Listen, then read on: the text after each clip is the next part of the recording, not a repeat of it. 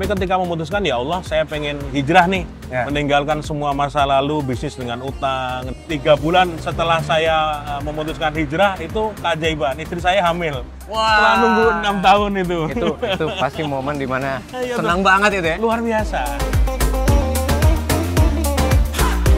Bagi saya tamu itu adalah raja, memang harus kita hormati, harus kita hargai.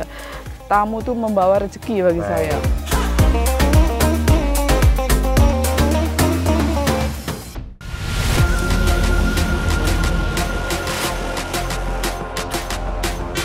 Masya Allah, Pejuang Langit, indahnya kota Yogyakarta membuat saya semakin semangat bertemu dengan sosok-sosok inspiratif dengan amalan jalur langit yang luar biasa. Kali ini, saya akan bertemu dengan Pak Saptuari, sosok yang sudah cukup dikenal, tidak hanya sebagai pengusaha kuliner yang sukses, tetapi juga sosok inspiratif yang berhasil keluar dari jeratan hutang miliaran rupiah dengan menerapkan amalan nilai-nilai Islami di usahanya. Masya Allah. Karena amalan sholat taubat dan mengedepankan prinsip berdagang secara islaminya, kini beliau memiliki usaha yang viral, omset hingga ratusan juta. Bahkan, kini beliau juga diberkahi mendapatkan karunia buah hati setelah menunggu lebih dari 5 tahun. Masya Allah. Alhamdulillah Pejuang Langit, habis keliling kota Jogja, sekarang saya udah ada di tempat makan yang viral banget nih di kota Jogja. Sekarang saya udah sampai di Tengkleng Hoha. Nah, hari ini saya punya kesempatan yang sangat luar biasa ketemu sama ownernya langsung. Mas, ya. Pak Saptuari di mana? Katanya lagi di dapur. Ya, ada di dapur. Dalam situ? Ya. Tinggal lurus aja ya.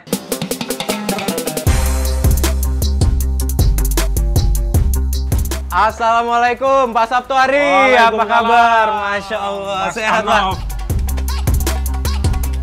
Pejuang Langit, sebelum jadi pengusaha kuliner, Pak Saptuari ini sudah mencoba berbagai usaha bisnis sejak kuliah. Memulai dengan bidang merchandise kedai digital pada tahun 2005, usahanya kian meningkat sehingga membuat dirinya menambahkan cabang dengan membeli ruko. Nah, dari sinilah kata Pak Saptuari, beliau memulai pinjaman hutang berbunga yang terus meningkat. Mas, ini lagi masak kayak gini, banyak asap, kita pindah lokasi aja di depan ya. Boleh, boleh. Gil, tolong Gil, ini di handle Gil.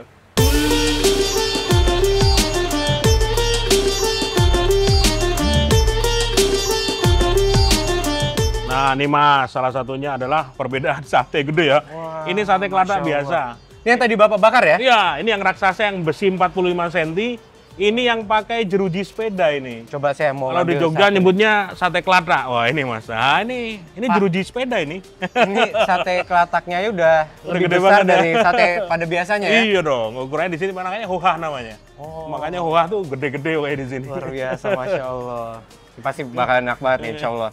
Siap, harus coba nanti, harus coba. Siap. Pak Sabto, kita lanjut lagi. Oke. Tadi kan Pak Sabto udah ceritakan kalau yang namanya pengusaha mungkin semuanya tuh ngalamin yang namanya ngutang, kesulitan nyari keuntungan gitu. Nah, terus pada saat itu gimana? Kok bisa terjerat utang sebanyak berapa Pak waktu itu? Kalau untuk usaha totalnya waktu itu variatif ya. Cuma memang saya punya utang juga di properti. Beli ruko, beli rumah dengan KPR. Ternyata juga sama aja. Kalau usaha bisnis yang kita jalankan ternyata tidak sesuai yang kita harapkan, ambiar juga endingnya kan. Dan itu membuat saya waktu itu berpikir memang pelajaran dari yang teman-teman dapatkan adalah ternyata kalau kita berbisnis dengan cara awalnya ngutang, habis itu nambah lagi lubang-lubang berikutnya, manajemen kita nggak bagus, maka endingnya pasti kebangkrutan. Pejuang Langit, Pak Saptuari menjelaskan kepada saya, sebetulnya usaha yang beliau geluti sangatlah meningkat pesat dan memiliki cabang di mana-mana. Memiliki kantor yang ber-AC, belasan karyawan, hingga kendaraan pribadi. Namun, Pak Saptuari mengaku, kesuksesan itu hanya terlihat dari luarnya saja, tetapi jiwanya selalu merasa tidak tenang, karena beliau harus membayar cicilan hutang puluhan juta setiap bulannya. Bahkan, Pak Saptuari merasakan bahwa hutangnya membawa dirinya dalam kesulitan dan tertimpa kejadian buruk kepadanya. Pak Sabtu bilang sempat berhijrah. Nah, apa yang membuat Pak Sabtu tuh berhijrah? saya dan teman-teman yang lain, komunitas pengusaha muslim ya di Jogja dan lain sebagainya, pasti momen ketika memutuskan untuk berpindah dari yang sebelumnya bisnisnya dengan utang ini, menjadi bisnis yang bersih tanpa utang, mengalami proses yang disebut di laundry. Kita nyebutnya di laundry, kayak baju dicuci. Nah itu yang nggak enak, Mas. Nggak setiap orang sanggup melewati itu. Karena di momen itu akan tersakiti luar dalam. Artinya bahkan kadang-kala kita akan mengalami banyak hal-hal, kok kayaknya sial terus ya, kecelakaan terus ya, doa-doa tertolak gitu. Oh ada rasa seperti itu? Ada. Jadi mau berdoa apapun itu nggak dikabulkan. Saya sendiri satu doa yang belum dikabulkan Allah waktu itu ketika masih bisnis dengan banyak utang adalah pengen punya anak. Sampai 6 tahun nunggu kok ini nggak dapat datang nih anak nih gitu loh, nggak dapat gitu. Baru diingatkan hati-hati kalau mau berbisnis itu harus dengan sumber yang berkah, dengan cara yang berkah agar hasilnya juga baik.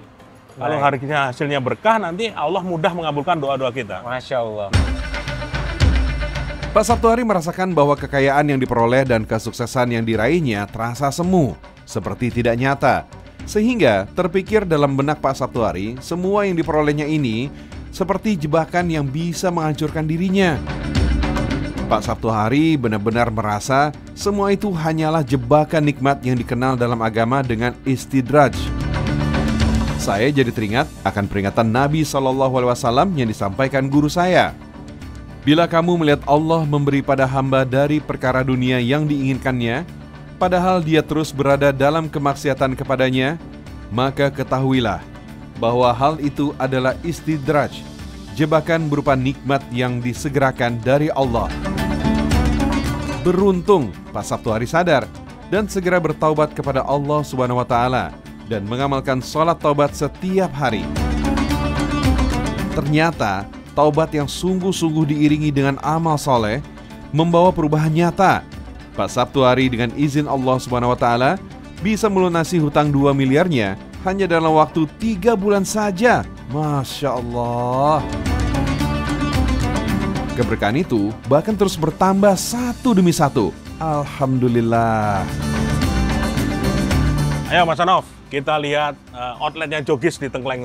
Mari Bu. Iya. Jogis ini apa ini Pak? Ini sebenarnya kepanjangannya Jogja Istimewa karena tinggal di Jogja ya. Masya Allah. Cuman saya senang ngasih inspirasi orang selain lewat buku dan juga lewat kaos. Dari kalender, kalau tahun baru kita bikin kalender. Tapi kita sisipkan dengan banyak ilmu-ilmu, mengajak orang untuk hidup tanpa utang, menjauhi utang.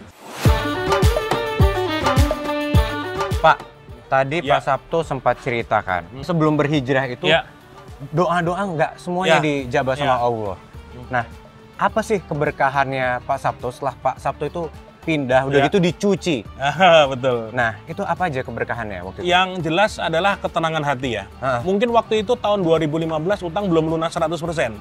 Tapi ketika memutuskan, ya Allah saya pengen hijrah nih, meninggalkan semua masa lalu, bisnis dengan utang, saya pengen tinggalin semua. Baik. Itu hati sudah merasa tenang. Hati udah tenang, bekerja bisa lebih fokus, dan tiba-tiba seperti dihadirkan banyak pintu rezeki baru. Beberapa doa mulai dikabulkan, Mas. 3 bulan setelah saya memutuskan hijrah, itu keajaiban. Istri saya hamil. Setelah nunggu 6 tahun itu. Itu pasti momen dimana senang banget itu ya? Luar biasa. Setelah berapa tahun nikah? 6 tahun. 6 tahun. Dari sana, waktu itu saya berdoa lagi sama Allah, ya Allah mampukan saya ketemu anak saya dalam kondisi saya nggak punya utang. Artinya, utang saya waktu itu 2 miliar lebih kalau seingat saya itu. Itu harus bisa menyelesaikan itu dalam waktu kurang lebih sekitar berapa? 7 bulanan lah. Atau 6-7 bulan lah, ya toh. 7 bulan harus melunasin sebelum anak saya lahir. Artinya saya punya keinginan kuat seperti itu. Dan ternyata benar, orang kalau niatnya ingin lunas utang, pengen benar-benar hijrah, janji Allah di surat An-Nisa ayat 100 ya. Barang siapa yang berhijrah sama di jalan Allah, Allah berikan rezeki yang banyak, tempat yang luas. Nah itu gantinya dapat tuh. Tiba-tiba rezeki saya ada saja, aset yang pengen saya lepas juga laku terjual. Akhirnya 3 hari menjelang anak saya lahir, utang saya lunas semua. Masya Allah. Itu lega banget, Masya Allah. Kerasa banget gimana ya? Ya Allah, ternyata bisa ya bagi orang-orang yang berniat untuk lunas utang, nggak mau lagi terjerat dengan urusan-urusan berbau utang, obat beneran sama Allah, dan Allah kabulkan. Dan itu bukan hanya saya yang ngalami, makanya saya nulis buku sampai 14 buku, saya ketemu ratusan kisah yang sama. Dari orang-orang yang prinsipnya seperti itu. Pengen lunas utang, perbanyak sholat tobat. Habis itu kalau sudah berazam atau bercita-cita lunas beneran. Terus berjanji nggak akan buka akad utang baru lagi.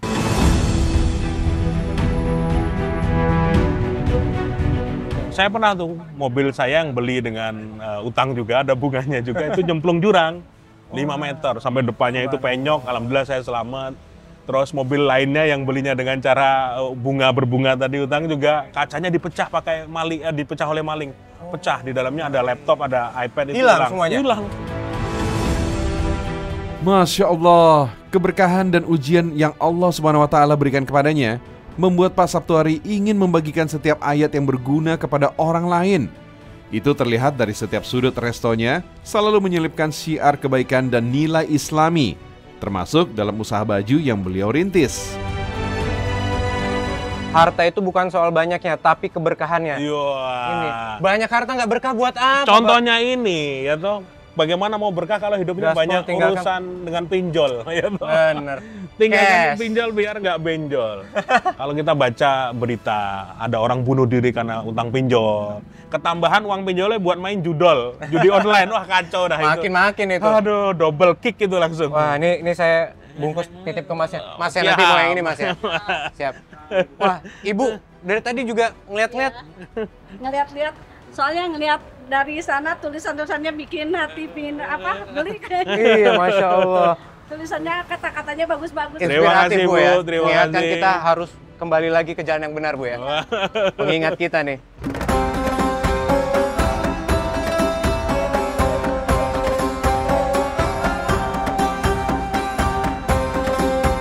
Nah, ini ada Mas Taufik, pembaca buku saya ini. Mas, ini Mas, gabung Mas.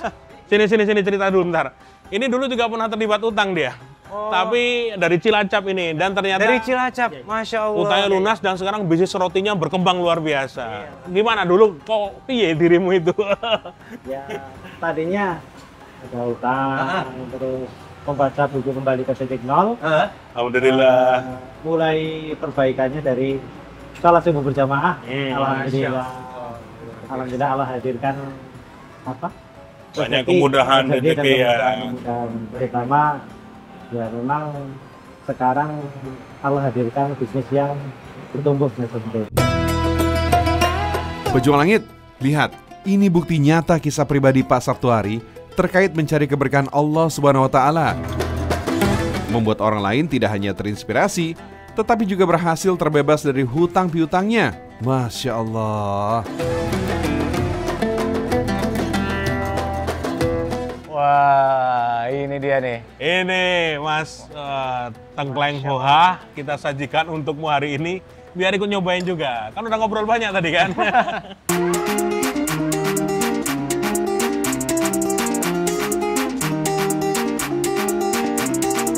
Baik. Saya cobain dulu Pak. Monggo silahkan. Wah. Ini sum-sum andalan Tengkleng Hoha.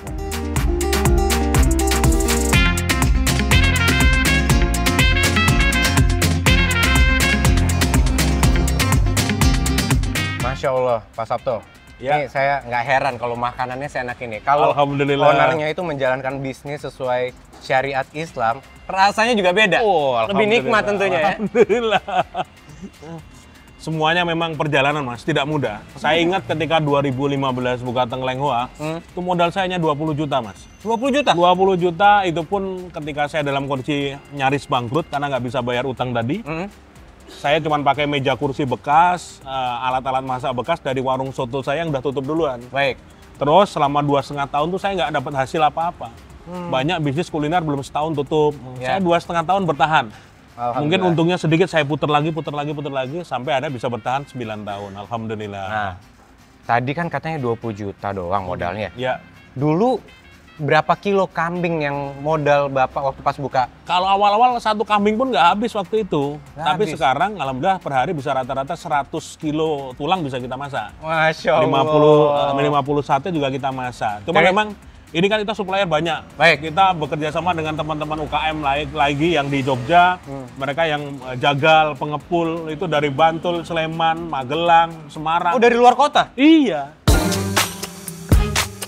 Pejuang Langit, kini keberkahannya terasa dari bisnis kulinernya. Restonya semakin sukses dan viral. Ratusan kilo kambing ludes dalam 1 hari. Pak Sabtuari menjelaskan hidupnya jauh lebih tenang karena tidak perlu memikirkan cicilan. Bahkan dari amalannya mencari keberkahan Allah Subhanahu wa taala, membawa dikabulkannya doa yang paling beliau inginkan bersama istri, yaitu mendapatkan momongan. Sekarang saya akan diajak ke rumah Pak Sabtuari. Di rumah ini saya akan bertemu dengan istri beliau, namanya Bu Sita. Amalan jalur langit beliau juga luar biasa, pejuang langit. Rutin membaca Quran dan selalu menjadi penyemangat suami. Membawa keberkahan mendapatkan 2 anak yang soleh dan solehah. Masya Allah. Nah ini istriku. Assalamualaikum Bu, salam kenal, saya Adop dari Jalur Langit. Ini Sita Resmi Dewi namanya. Jadi panggilannya apa? Bu Sita biasanya. Bu Sita, siap. Wah ini lagi ngeliatin ikan nih. Ini peliharaan udah 3 tahun ini jadi gede-gede nih. Sama ada ini. Ada kura-kura sama ikan apa ini Pak? Semuanya koi. Semua koi semua ya. Gimana dulu perjuangan Bapak sama Ibu waktu masih terlilit utang? Dan gimana perjuangan Bapak dan amalan yang Bapak lakuin untuk keluar dari utang-utang itu? Enggak. Dulu awalnya sih Mas, sebelum kami mengenal riba, itu alhamdulillah usaha itu lancar, terus banyak cabang di berbagai kota. Tapi setelah beberapa tahun itu kok ini kami tuh mengalami kejadian-kejadian yang di luar harapan kami gitu. Ada aja kejadian-kejadian yang nggak sesuai harapan. Kayak apa? Gedung kantor itu dirampok, terus saya kecelakaan di jalan. Oh, Ibu sempat kecelakaan juga? Nah, pakai motor utangan itu ditabrak, kakinya retak. Juga masuk jurang ya? Iya, waktunya besar. Jurang. Iya. Dirampok udah, kaca mobil dipecahin juga udah. Ditabrak kakinya retak udah. Iya, motor waktu berangkat pengajian ditabrak di belakang. Oke, terus kantor nyaris kebakaran juga kejadian. Memang cobaannya itu udah bertubi-tubi pada saat itu. Di itu? laundry Mas, makanya banyak orang yang nggak kuat itu pas di laundry tersebut. Nah, tanyalah, kita pernah nangis berdua di kamar juga ya malam-malam. Iya, waktu itu pernah kan suami ini ikut trading. Kok pertama untung, terus lama-lama kok sampai ini kita malah tombok terus gitu loh. Ratusan juta habis. Iya, dan yang ini yang paling utama ini kami udah lama kan menginginkan momongan, udah bertahun-tahun, hampir 6 tahun kita udah minta doa sama kedua orang tua, tapi kok tetap belum dikabulkan. Nah ini kayaknya ada sesuatu nih, dan alhamdulillahnya suami ada teman ustadz, beliau menasihati doanya tidak dikabulkan sampai saat ini, mungkin ada dosa, jadi kayaknya kamu harus hijrah nih, harus hijrah. Pejuang Langit, ujian naik turun ekonomi keluarganya dan ujian menunggu hadirnya momongan selama 5 tahun bukanlah hal yang mudah bagi seorang istri. Amalan membaca Qur'annya selalu menjadi acuan kunci Bu Sita mencapai keteguhan dan kesabaran. Bu Sita bilang, setiap membaca Qur'an jiwanya akan lebih tenang. Selain itu, dalam ayat Al-Qur'an juga bisa mengingatkan Bu Sita bahwa Allah SWT akan memberikan kabar gembira bagi mereka yang sabar menjalani ujian. Kalau kata guru saya, buah sabar itu tak terkira dan menjadi amalan yang paling besar keberkahannya, seperti yang difirmankan oleh Allah. Sesungguhnya hanya orang-orang yang bersabarlah yang dicukupkan pahala mereka tanpa batas. Bu Sita, Bapak sempat cerita tadi, katanya Bu Sita waktu sebelum lahiran itu alhamdulillah khatamin Al-Qur'an. Alhamdulillah Mas, ketika dinyatakan positif, saat itu saya berniat pokoknya sebelum lahiran saya harus sudah khatam dan niatkan agar anak yang ada di kandungan jadi anak yang solehah, sehat, dan membawa berkah untuk keluarga. Saya video waktu itu, jadi menjelang melahirkan dia menutup Qur'annya dan sudah selesai. Jadi selama hamil ya memang tugasnya hanya baca Quran terus waktu itu. Wah, luar biasa. Masya Allah, pejuang langit, keberkahan demi keberkahan terus berdatangan. Apa yang dijanjikan Allah Subhanahu wa Ta'ala sangatlah nyata untuk hamba yang ingin bertobat, yang berdoa, dan yang berusaha. Tentunya dengan amalan jalur langit yang rutin juga ya pejuang langit. Masya Allah.